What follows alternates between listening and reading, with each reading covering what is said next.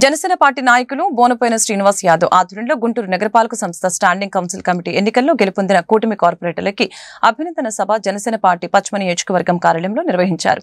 Standing council సభ్యులు గెలుపొందిన ఈరంటి వరప్రసాద్, కొమ్మినేని కోటేశ్వరరావు, నూకవరపు బాలాజీ, మీరావాలి, దాసరి లక్ష్మీదుర్గ, ముప్పవరపు భారతిలని ఘనంగా సన్మానించడం జరిగింది. కార్యక్రమంలో ఎమ్మెల్యేలు Galla Madhavi, Nazeer Ahmed, Boorla Ramanjaneyulu, Tenali Shravan Kumar, deputy mayor Sheikh Sajeela, Janasena party జిల్లా అధ్యక్షులు గాది వెంకటేశ్వరరావు, కార్పొరేటర్లు కోవెలమూడి రవీంద్ర, సామ్రెడ్డి, చిస్టి, ఇర్రి ధనలక్ష్మి తదితరులు పాల్గొన్నారు.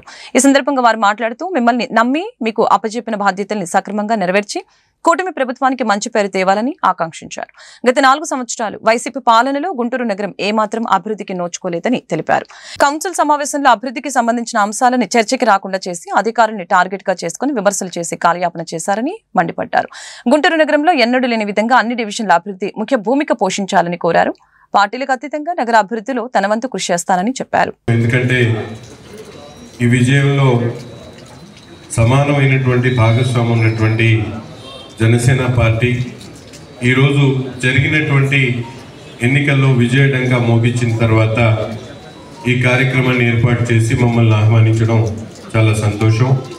ముఖ్యంగా నిన్న జరిగినటువంటి స్టాండింగ్ కమిటీ ఎన్నిక వైసీపీ నాయకులు నిన్న మాట్లాడుతూ ప్రజాస్వామ్యాన్ని కూనీ చేశారని చెప్పడం చాలా హాస్యాస్పదంగా ఉంది.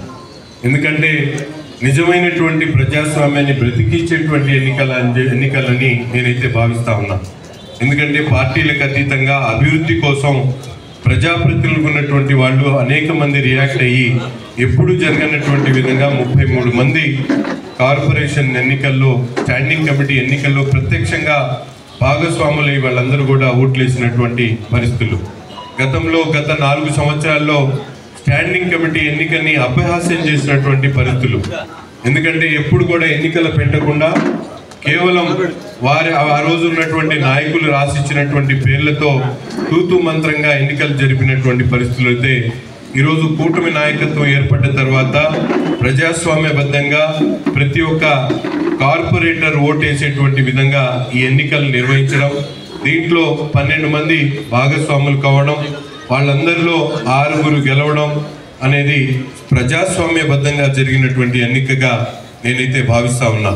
ముఖ్యంగా ప్రతినిధులకు ఉన్నటువంటి కార్పొరేటర్లు పార్టీలకు అతీతంగా ఓట్లు వేయడానికి ముఖ్య కారణం గత 4 సంవత్సరాల్లో అధికారం అనిపించినటువంటి వైసీపీ పార్టీ ముఖ్యంగా నగరంలో అనేక సమస్యల మీద కేవలం దృష్టి సారించకపోవడానికి ఉన్నటువంటి ప్రత్యేకత, బాగా తెలిసినటువంటి కార్పొరేటర్, అభివృద్ధి పట్ల ఒక దృక్పథం ఉన్నటువంటి కార్పొరేటర్, పార్టీతో సంబంధం లేకుండా చేయి కలిపి ఈ ప్రాంతం అభివృద్ధిలోకి రావాలి, మమ్మల్ని ఎన్నుకున్నటువంటి ప్రజలు మమ్మల్ని చీదరించుకోకూడదు అన్నటువంటి ఒకే ఉద్దేశంతో కలిసి రావడంతో నిన్న అఖండ మెజార్టీని పొందినటువంటి మా 6 మంది కమిటీ సభ్యుల్ని సన్మానించడం అన్నటువంటిది ఒక గొప్ప విషయం.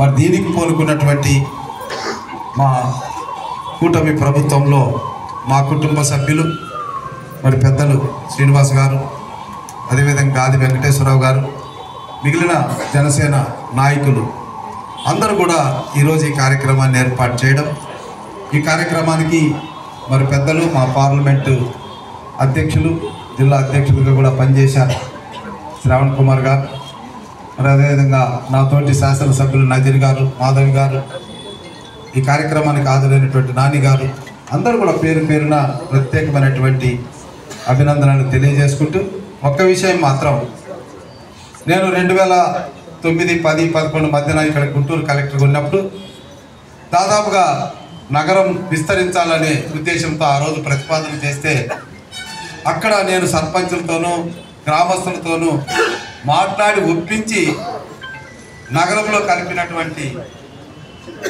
విలీన గ్రామాలు చాలా అద్భుతంగా అభివృద్ధిలోకి వస్తాయనే, బాగుంటుందని ఆ రోజు నేను అందరిని నమ్మించాను. కానీ తిరిగి ఒక 13 సంవత్సరాల తర్వాత ఇక్కడ ప్రతిపాడు శాసనసభ్యుడికి వచ్చి చూస్తే